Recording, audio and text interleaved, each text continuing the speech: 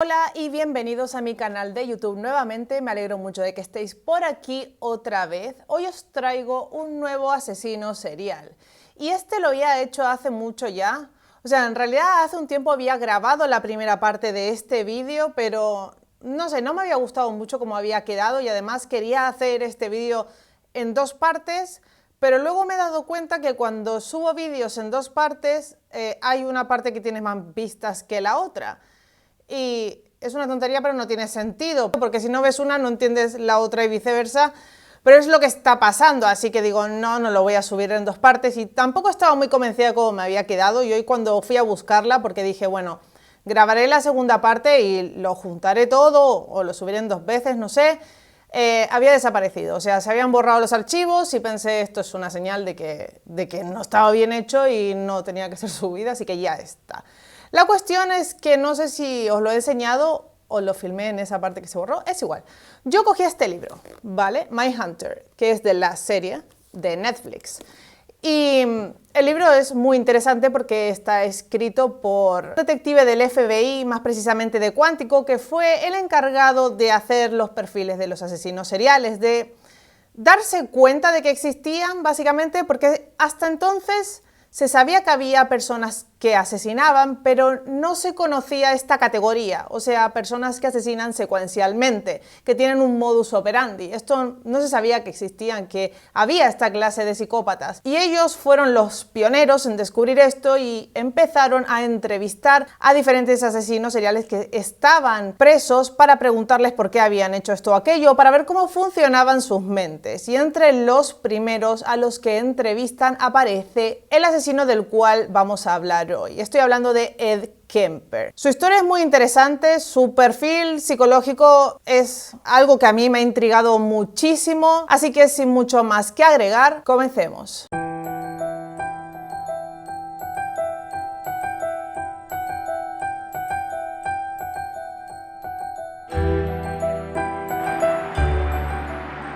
Edmund Emil Kemper III nació el 18 de diciembre de 1948 en Burbank, California. Él tenía dos hermanas menores, su padre se llamaba Edmund Emil Kemper II o Jr. y su madre se llamaba Clarnell. Sus padres se peleaban constantemente, la relación que tenía este matrimonio era horrible, discutían todo el tiempo y el problema aquí es que Ed se parecía mucho a su padre y contra más crecía más se asemejaba a él, lo cual le trajo varios problemas. No tendría que habérselos traído de ninguna manera, pero así fue, esto fue lo que pasó. Clarnell despreciaba a su hijo desde muy temprana edad, pero no así a sus hijas. Con ellas tenía un amor incondicional, un amor normal de madre.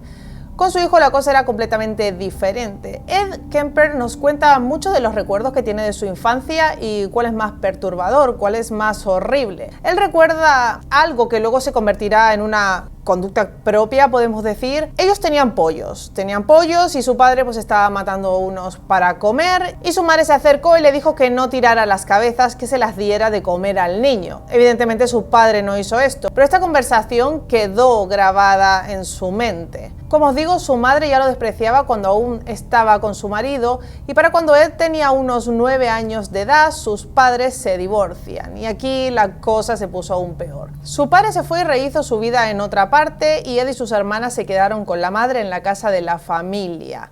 Un buen día Clarnell decidió que Ed debía dormir en el sótano de la casa. Y estamos hablando de un niño de 9 o 10 años. Él no lo comprendía. Él nos explica que él veía este acto como si él se estuviera yendo al infierno, bajando las escaleras, y su madre y sus hermanas se fueran al cielo, subiendo las escaleras hacia las habitaciones que estaban en la planta de arriba. Él lloraba todas las noches, sentía muchísimo miedo en ese sótano oscuro, quería hablar con su madre, quería preguntarle por qué le hacía esto, pero no había respuestas. Básicamente ella le decía que él era un monstruo y esto se lo repetía muchas veces y lo dejó muy marcado. Ed dice que desde aquí sus sentimientos comenzaron a ser cada vez más oscuros. Algo estaba creciendo dentro de él, que aún no lograba comprender porque era muy pequeño. Dice que le ardía el pecho, que le quemaba la garganta, se le acumulaban las lágrimas en los ojos, porque él quería querer a su madre, él quería ser aceptado, quería que su familia le quisiera, pero no lo conseguía. Y la culpa, por supuesto, por todo lo que hace a continuación, a partir de aquí. Pasaba el tiempo y él seguía en esta situación, además de que seguía creciendo. Ya de niño era bastante grande, era muy alto y era corpulento, y esto hacía que generara una especie de rechazo por ser diferente. La cuestión es que Ed, por otra parte, era muy inteligente, pero era emocionalmente impotente, y así se describe él mismo. No es que no pudiera comunicarse o que no sintiera, pero no era capaz de hacerlo de la forma correcta. Nadie le había enseñado a expresar sus sentimientos, no había recibido cariño por parte de su madre, justamente, de su familia, así que no sabía qué hacer, no sabía cómo relacionarse con la gente. Aparte de esto, ella constantemente le decía pues eso, que era un monstruo, así que en su mente tenía una imagen de sí mismo bastante negativa.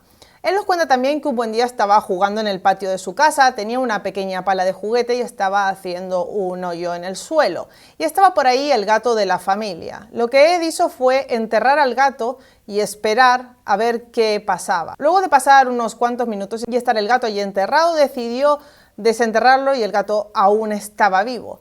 Así que con una navaja que tenía le cortó la cabeza y el animal, como es evidente, comenzó a chillar. Él describe que esta fue la primera vez que sintió algo positivo, un sentimiento que no era de rechazo.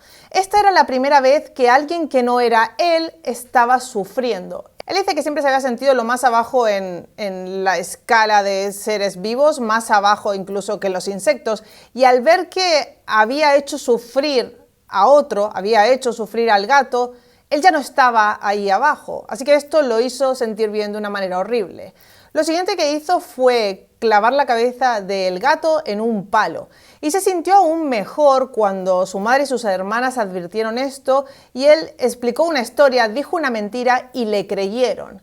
Y aquí le dieron una clave muy importante que él utilizaría durante toda su vida. Era muy capaz de mentir y que le creyeran sus mentiras. Era muy capaz de engañar a la gente. Otra cosa que hacía Ed Kemper es coger las muñecas de sus hermanas y cortarles la cabeza y las manos y luego volver a ponérselas, volver a encajarlas. Hacía estos rituales constantemente. 3 años después de todo esto, estaba ya harto de que sus hermanas recibieran mejor trato que él y quería que ellas pagaran por eso de alguna forma. Claro, él no sabía gestionar sus sentimientos, él no veía que esto era culpa de su madre solamente, pensaba que sus hermanas estaban involucradas en esto también. Además, la forma en que lo trataba su madre hacía que sus hermanas lo despreciaran bastante. Ella era el modelo a seguir y ella era esto lo que estaba enseñando.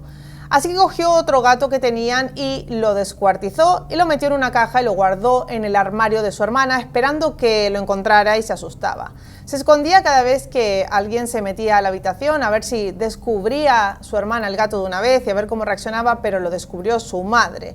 Dice que se asustó y se impresionó un poco, pero que no fue tan divertido como él esperaba. Como digo, Ed era un chico muy inteligente, mucho más que la media, y le gustaba mucho hablar, le gustaba explicarse, le gustaba expresarse y contar cosas, y buscaba, evidentemente, aunque ya lo hubiera rechazado muchas veces, en su madre aquella persona con la cual hablar. Pero su madre no solo lo despreciaba, sino que se burlaba de él, le hacía ver que no le caía bien, que no tenía ganas de escucharlo, y esto era algo que seguía ahí haciendo mella en Ed Kemper. Así que él, con estos sentimientos, como no sabía qué hacer, desarrolló en su mente un mundo paralelo en el que creó unos juegos completamente macabros. Jugaba con sus hermanas a juegos como la silla eléctrica o la cámara de gas. En el juego de la silla eléctrica, lo que Ed hacía era sentarse en una silla y simular que lo estaban electrocutando. Él en su mente recreaba qué sería lo que sentiría cuando se quemaban todos sus poros y acababa muriendo.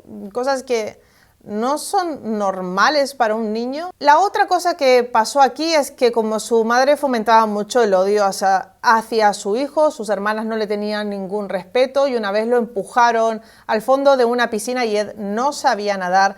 así que casi muere ahogado. Al igual que también una vez lo empujaron delante de unas vías del tren y tuvo mucha suerte de no morir aquella vez tampoco. Cuando crecía, iba llegando a la adolescencia, tenía unos 14 años o así, su madre empezó a meterle en la cabeza que ninguna mujer iba a quererlo nunca, que una mujer que estuviera muerta solo podía querer estar con él. Un pensamiento muy sano, sobre todo para darle a un hijo, sí. Clarnell era una sádica, Clarnell era mala, muy mala. Yo es que la odio muchísimo. No me cae bien Ed Kemper porque mató mucha gente, pero es que su madre es peor. Cuando es la culpa estoy totalmente de acuerdo. Lo que hizo esta mujer es que yo he llegado a pensar que tal vez Ed Kemper nació normal, pero ella lo destruyó y lo transformó en esto. Insistió muchísimo para que su hijo acabara así. No sé, no creo que supiera en realidad que iba a acabar así, pero si imprimes tanto odio en una persona desde tan temprana edad, ¿qué resultado puedes tener? ¿Qué resultado puedes tener? Así que, por una parte, me alegro de lo que le pasó a Clarnell, porque es que se lo merecía. Lo siento, me estoy ensañando, puede ser, pero esta mujer es increíble. La cuestión es que se ve que a Ed le gustaba una de sus profesoras y sus hermanas, como no sabían hacer otra cosa, se burlaban de él diciendo que tendría que besar a la profesora, pero él les dijo que no podría hacerlo a no ser que la profesora estuviera muerta. ¿Quién había metido esta idea en la cabeza de Ed? La cuestión es que Ed apareció un día en el colegio con una bayoneta y persiguió a esta profesora. Por suerte, esto no llegó a más. Cuando tenía como 15 años, Ed odiaba tanto a su madre, o sea, ya no quería quererla. En el fondo sí, pero la odiaba. Sí, sinceramente, él lo dice, la odiaba.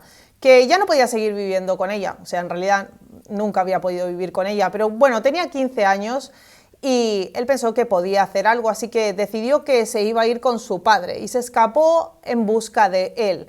No vamos a decir que lo que hizo su padre está bien tampoco porque lo abandonó. Sabía que ella le odiaba y de todos modos lo abandonó. Es que no hizo nada por él. Cuando encontró a su padre había rehecho su vida, como os he dicho antes, se había casado y además tenía un hijo. Ed en este entonces ya medía como 1,90 m al menos y pesaba como 100 kilos, o sea, era una mole. Así que su presencia en aquella casa era como que incomodaba un poco. Estuvo un tiempo viviendo allí con su padre, pero no duró mucho. Él, al ver toda esta situación y al ver que pues no encajaba en la vida de su padre, se va de allí y acaba viviendo con sus abuelos paternos. Ed Kemper padre y su mujer Maud eran dos personas muy parecidas a lo que habían sido los padres de Ed. Maud, la abuela de Ed, era como su madre. Era una mujer despreciativa que odiaba a los hombres, que siempre se estaba quejando, que era peyorativa con su marido y que hacía lo mismo con su nieto y había hecho lo mismo con su padre. Así que imaginaros, Ed se había escapado de casa de su madre para no soportar esto y se había encontrado con más de lo mismo. En cambio, su abuelo era un hombre que le caía realmente bien. Su abuelo era una persona con la que Ed compartía tiempo. Iban a cazar, vivían en el medio del campo y se llevaba bien. El problema es que Ed se encontraba allí, pero ya no tenía su entorno, no tenía el colegio al que iba, no tenía la gente que le rodeaba y aunque tampoco es que le iba muy bien socialmente, era un entorno que conocía y aquí estaba en el medio de la nada con una abuela que parecía el calco de su madre. Como os digo, Ed y su abuelo iban a cazar, así que no era raro que Ed cogiera el rifle. Un día estaba allí en la casa, cogió el rifle y su abuela le dijo que no, que lo dejara porque tenía que ayudarla a cocinar o a poner la mesa o algo de esto. Y Ed se le giró la cabeza. Yo creo que más bien lo venía pensando, porque luego la declaración que hace es de una persona que viene pensando en hacer esto. La cuestión es que cuando la mujer se da la vuelta, Ed le dispara y la mata. Recuerda que dispara 2 veces más y que la cocina se llenó de sangre. Dice que apoyó el arma en el suelo y se sentó sobre una silla, pensando y observando al mismo tiempo. En ese momento escuchó la camioneta de su abuelo, o sea que él estaba llegando y creyó que su abuelo se sentiría muy decepcionado de que él hubiera matado a su abuela. Así que dijo que el hombre no tenía por qué pasar por esto. Pensó que sería mejor matarlo también para que no tuviera que sufrir y fue lo que hizo. Él explica que como él quería a su abuelo, tampoco podía aceptar su desaprobación.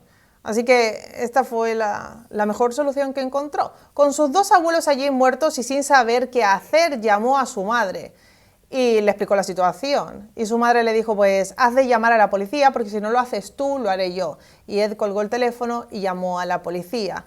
Cuando la policía lo interrogó, lo que él explica es el comienzo de la maldad, de lo macabro y de todo lo raro que atañe a Ed Kemper. Dijo que él quería saber qué se sentía disparar a sus abuelos. Con esta explicación, la policía concluyó en que lo mejor sería encerrar a Ed Kemper en un psiquiátrico. Y se pasó allí unos cuantos años. Recién salió de allí cuando tenía 21 años de edad. Los psiquiatras decían que había mejorado mucho, pero que de ninguna manera tenía que volver a vivir con su madre, porque era la raíz de los problemas, era la razón por la cual esta persona estaba así. Pero no había otro sitio al que Ed pudiera ir, así que volvió a vivir con su madre una vez más. Cuando lo ingresan en este centro le hacen unos test, estos que miden el IQ, y ahí se dan cuenta de que el IQ de Ed Kemper es de 145, o sea, es casi un genio. Él también explica que le diagnosticaron esquizofrenia, pero solo porque él quiso. Él se ríe del tratamiento que le hicieron ahí con 15 años hasta los 21, diciendo que fue él mismo quien los convenció de que estaba readaptado, de que era esquizofrénico y de que ya estaba bien, que él aprendió cómo manipularlos y dijo lo que ellos querían escuchar para convencerles de que podía salir a la sociedad, pero que él en su fuero sabía que no, que ni estaba rehabilitado ni nada. De todos modos, una vez sale, Ed nos explica dos cosas. Una es que con 21 años nunca había tenido trato con una mujer, así que no sabía cómo tratar con ellas. Y solo tenía en su mente aquel pensamiento de que ninguna mujer iba a quererlo nunca, a no ser que ella estuviera muerta, de que era un bicho raro, de que era un cero a la izquierda, un bueno para nada, etc. Así que bajo esto se había construido su mente y su percepción de sí mismo y de obviamente cómo lo verían las mujeres. La otra cosa que nos explica es que vivir con su madre era como un cáncer, así que consiguió trabajo y se compró un coche.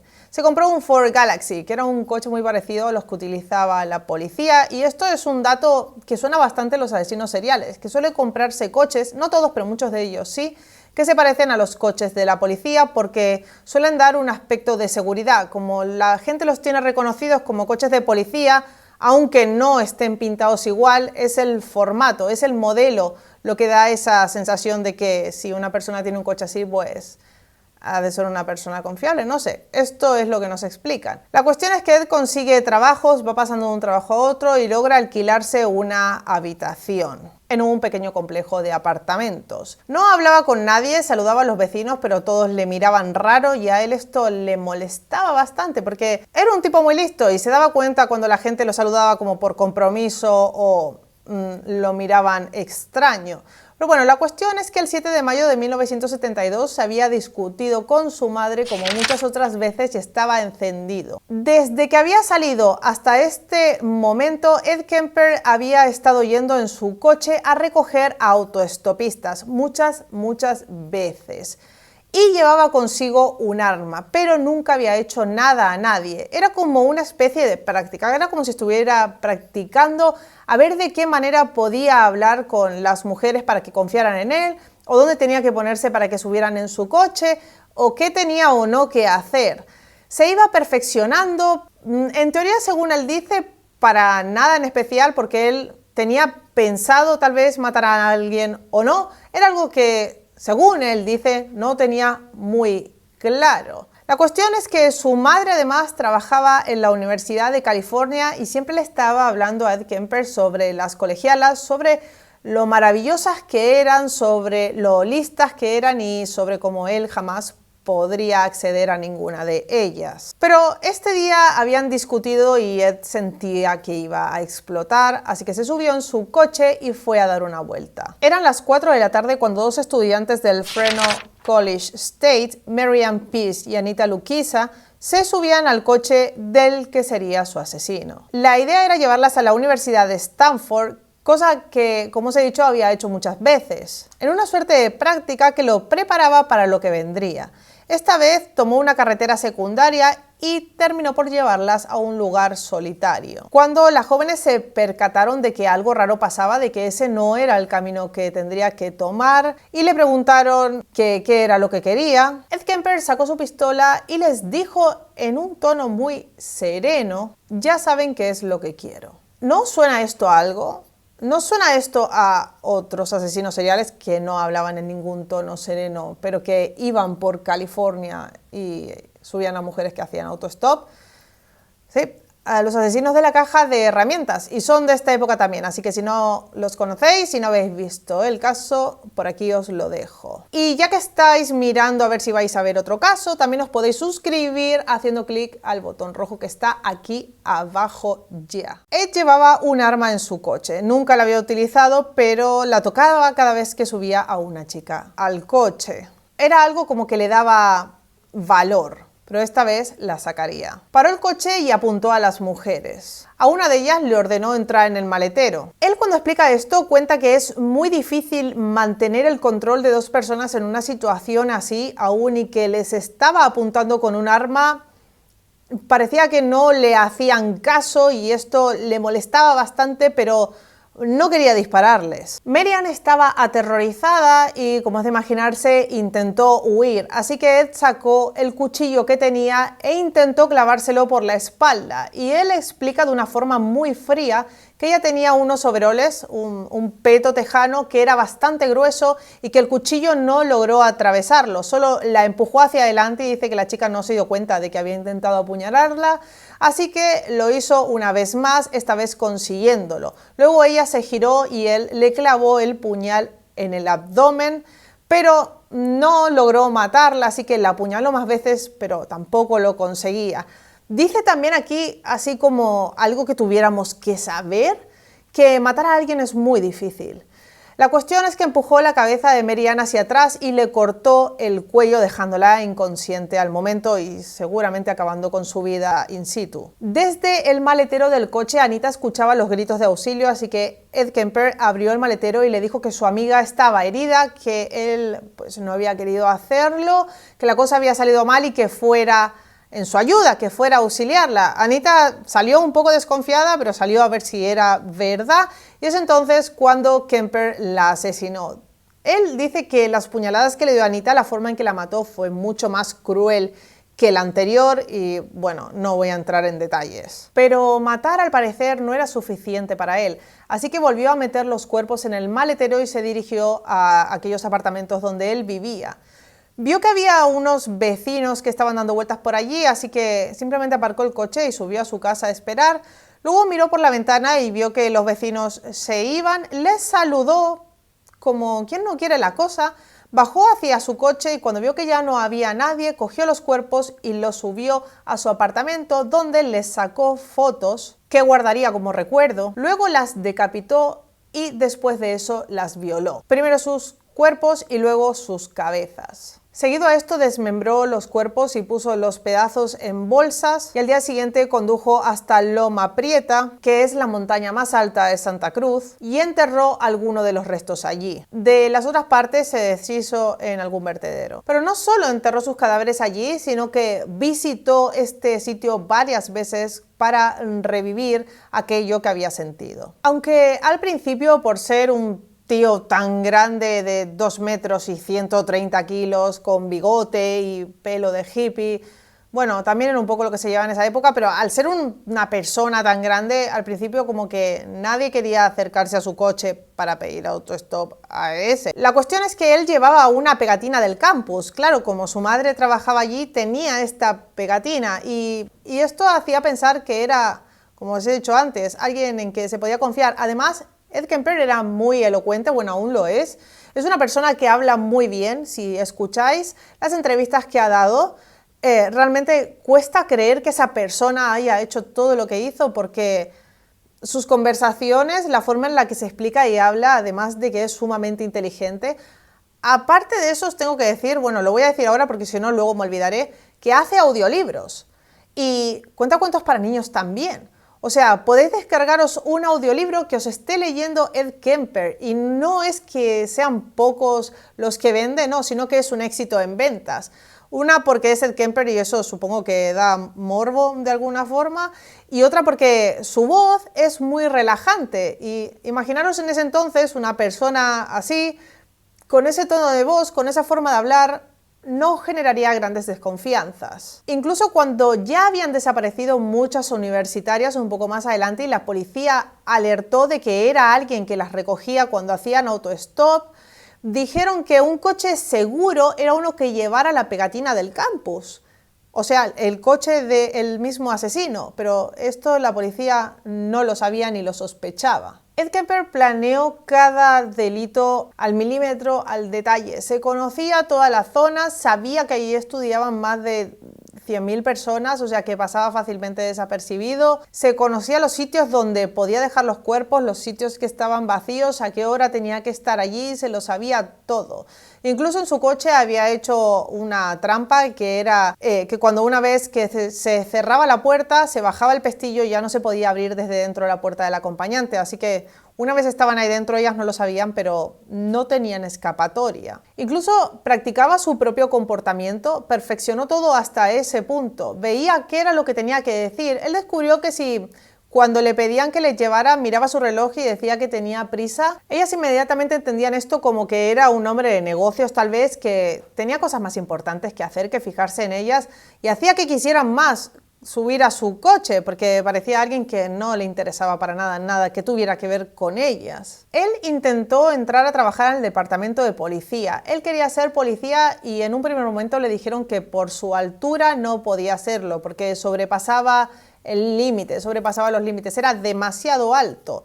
La cuestión es que si leéis el libro Mindhunter o veis la serie o escucháis entrevistas, parece que no es tan así. Este detective lo que dice que él encontró es que en realidad cuando él estuvo en el psiquiátrico, esos registros se borraron, pero no que se perdieran, sino que los del psiquiátrico intentaron ocultar esto para que no le afectara en rehacer su vida, ya que era muy joven y parecía readaptado a la sociedad. La cuestión es que borraron el por qué había entrado al psiquiátrico, pero no el que había estado allí. Y cuando la policía vio que Ed Kemper tenía un registro psiquiátrico, que había estado en una institución mental, lo descartaron automáticamente. Su madre, Clarnell, por otro lado, intentó hablar con la policía para decirles que no le tuvieran esto en cuenta, que lo cogieran igualmente. O sea, tal vez fue el único acto de bondad que tuvo su madre hacia su hijo. La cuestión es que por esta razón no lo cogieron y gracias a Dios. Él tuvo que volver a casa de su madre nuevamente porque como iba cogiendo y dejando trabajos, los iba perdiendo, lo que fuera, pues nunca tenía dinero suficiente como para mantener una continuidad. Que eso es lo curioso, era muy inteligente pero no lograba hacer dinero. Y esto pasa mucho con los asesinos seriales también. La mayoría tienen vidas de normales a mediocres, a pesar de que muchísimos de ellos son muy listos. La cuestión es que Ed consiguió un trabajo de guardavías,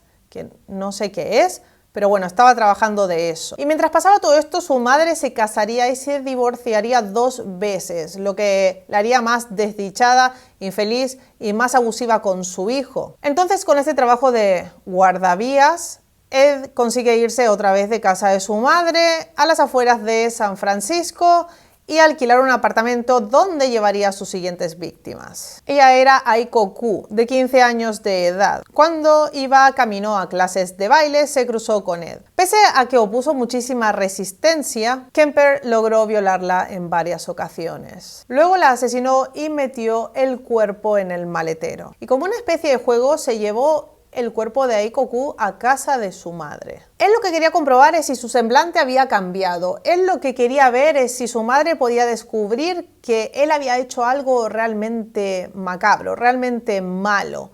Pero se dio cuenta de que no. Como aquella vez con el gato, con aquella mentira que había dicho, del gato con su cabeza en una estaca, pues esta vez lo mismo. Parecía normal, su madre no sospechó nada.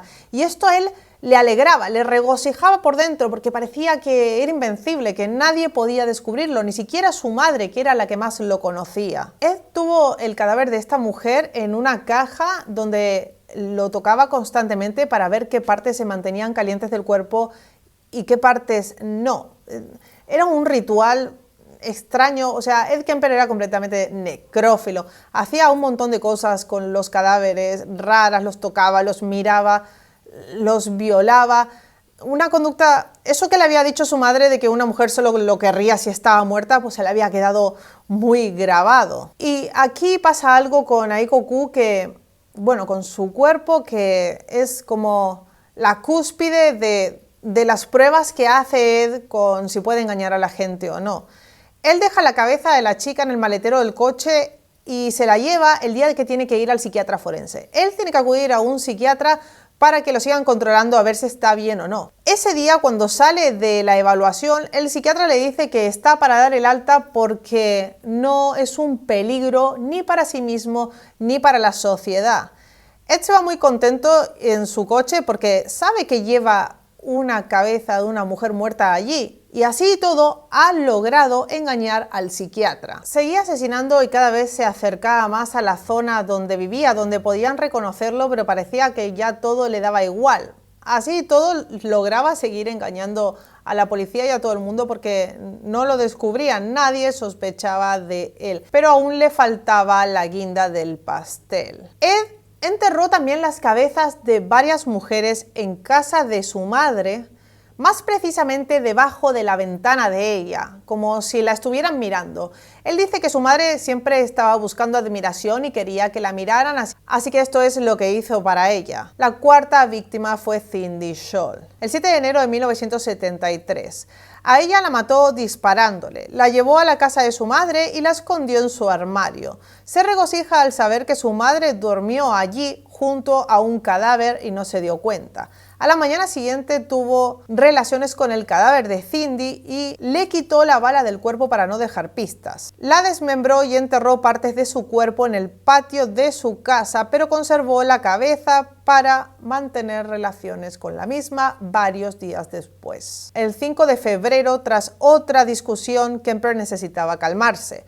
La policía ya había dado la voz de alerta en el campus universitario. Ese día recogió a Rosalind Torme y Alison Liu. Igual que a Cindy, les dispararía y extraería las balas. Las decapitó en su coche, dejó las cabezas en el mismo y subió los cuerpos a casa de su madre, donde mantuvo relaciones con ambos cuerpos decapitados. Edmund Kemper dice que él sabía que las manos y la cabeza, al igual que una bala, era algo que buscaba la policía, bueno, que necesitaba la policía para reconocer a una persona. Obviamente en las manos y en la cabeza es donde más información hay. Pero también dice que si le quitas la cabeza a una chica queda mucho de ella aprovechable, algo que me parece completamente turbio y asqueroso. Era lo mismo que hacía con las muñecas de su hermana, pero con personas.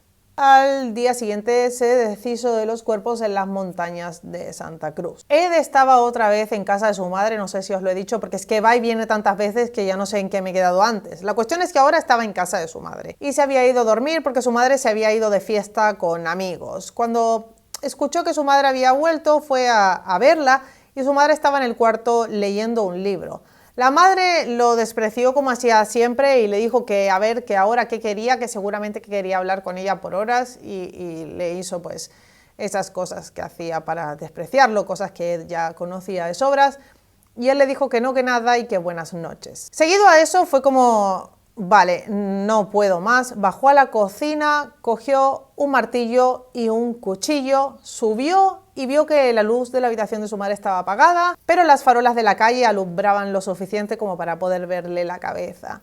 Escuchó y oyó una respiración profunda, así que sabía que estaba muy dormida, y con el martillo y con toda la fuerza que pudo imprimir en sus 2 metros y sus 135 kilos, le destrozó la cabeza de un martillazo. Dice que él pudo escuchar cómo se rompían los huesos y se le chafaba el cerebro. Seguido a esto cogió la cabeza y clavó el cuchillo con toda la fuerza que pudo hasta que arrancó la cabeza del cuerpo. Puso la cabeza en una estantería, fue a su habitación a buscar unos dardos que tenía en un cajón y le lanzó dardos a la cabeza a forma de diana. Le chilló, le dijo todo lo que pensaba, le dijo que se había convertido en un monstruo por su culpa, se descargó con ella, hizo todo lo que no había podido hacer con ella mientras estaba viva y después de haber hecho todo esto, estrelló la cabeza contra la pared mirando que la había deformado aún más. Y seguido a esto, violó la cabeza de su propia madre. Una vez que terminó con este acto, cogió la lengua, la garganta y las cuerdas vocales de esta mujer, de Clarnell, y se las arrancó, se las cortó con un cuchillo. La cuestión es que las sacó de allí, bajó hacia la cocina y las tiró en la trituradora de basura. Y lo que él recuerda como una anécdota, no sé, lo recuerda como algo divertido o algo irónico, vamos a decir, es que la trituradora le escupió la laringe y las cuerdas vocales. ¡Wow! Vale, no es gracioso, ya lo sé, pero sí que lo es un poco. Y él dice, me gusta lo que dice, y él dice, oh, vais a pensar que estoy completamente loca, pero es que cuenta la historia así, todo encaja. Y él dice que es normal que la trituradora le haya escupido esto porque su madre nunca se cayó en su vida y así le demostraba que ni muerta iba a callarse. Y así es como cierra esta historia. Pues él está ahí y dice, pues ¿ahora qué? Me voy a tomar una cerveza. Y se va a un bar. Un dato importante que no os he dicho es que Ed, aunque no pudo ser policía, frecuentaba bares de policías y se había hecho amigo de muchos policías, se llevaba muy bien con ellos. La verdad es que los policías lo apreciaban mucho y lo cuentan, o sea que nunca pensaron nada malo de él. Se fue a ese bar y cuando estaba saliendo se encontró con una amiga de su madre y pensó, han quedado mañana, o sea, va a venir a buscarla y va a estar muerta, así que voy a hacer. Así que le dijo a la amiga de su madre que le acompañara a casa y ella accedió. Cuando llegaron a la casa, él la mató también. Así que ahora tenía la excusa perfecta. Si alguien preguntaba por su madre, podía decir que se había ido con su amiga de vacaciones. Pero aunque ya lo tenía todo cerrado y sabía que nadie iba a descubrirlo, es que nadie iba a descubrirlo, todo el mundo le creía todo lo que decía, no estaba conforme. Se tomó un montón de pastillas de cafeína y condujo hasta Colorado, que está muy lejos de allí.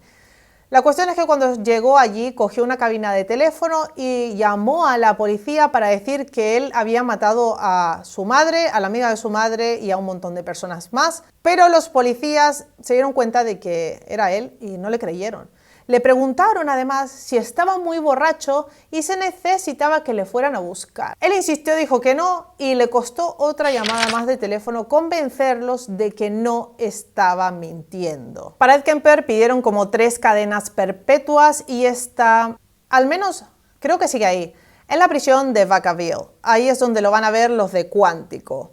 Vale, esta fue su historia y de aquí ¿qué pasa? La cuestión y lo interesante de esto es que cuando los de Quantico van a verlo y hablar con él, él proporciona muchísima información y explica muy bien por qué hizo todo esto. Además, los agentes del FBI le hablan sobre otros criminales o que no los conocen, simplemente gente que están buscando, ¿no? Le hablan sobre hechos criminales, ahí está, sobre investigaciones abiertas y él les ayuda a encontrar el perfil psicológico que tendrían que estar buscando a partir de la víctima. Y esto abre todo un nuevo mundo para el FBI que no conocían, estaban utilizando y recursos que estaban perdiendo. Porque si a través de la víctima se puede saber cuál es el asesino, se acota mucho el radio de lo que hay que buscar. Y aquí Ed Kemper les ha sido de mucha ayuda, a pesar de ser un asesino psicópata, y de todo lo que hemos dicho que ha hecho, por este lado ha colaborado con la policía. Por otra parte, en la cárcel, la gente que trabaja allí dicen que es un preso modelo, que no molesta a nadie, que es muy educado, que colabora con todo, que, pues nada, que es perfecto dentro del sistema penitenciario. Ed Kemper tuvo muchas posibilidades de conseguir la libertad condicional, sí. Tuvo posibilidades de conseguirla, pero cuando él se presentó a los tribunales, si hubiera querido, la tendría seguro. Es que no lo dudo, porque es una persona muy inteligente y que sabe engañar muy bien. Es muy psicópata. Es el nivel más alto de psicopatía, creo yo, porque la frialdad que puede mantener llega a niveles, no sé, estratosféricos, por decirlo de alguna forma. La cuestión es que él mismo dijo en estas audiencias que ni el mundo estaba preparado para él, ni él para el mundo, que él nunca se va a recuperar, que él es como un adicto y los adictos, como muchos saben, pueden recaer y bueno, que él recaiga pues no es una opción. Así que hasta aquí el vídeo. Si os ha gustado el vídeo, una vez pregunté esto en un vídeo y alguien me dijo que cómo iba a decir que le gustaba el vídeo cuando estaba hablando de un asesino. No hablo de si os ha gustado esta historia macabra, sino de si os ha gustado como os lo he contado o os ha entretenido. Dejar un like, vosotros me entendéis. Suscribiros al canal si no lo habéis hecho aún. Muchas gracias por estar allí y hasta la próxima. Adiós.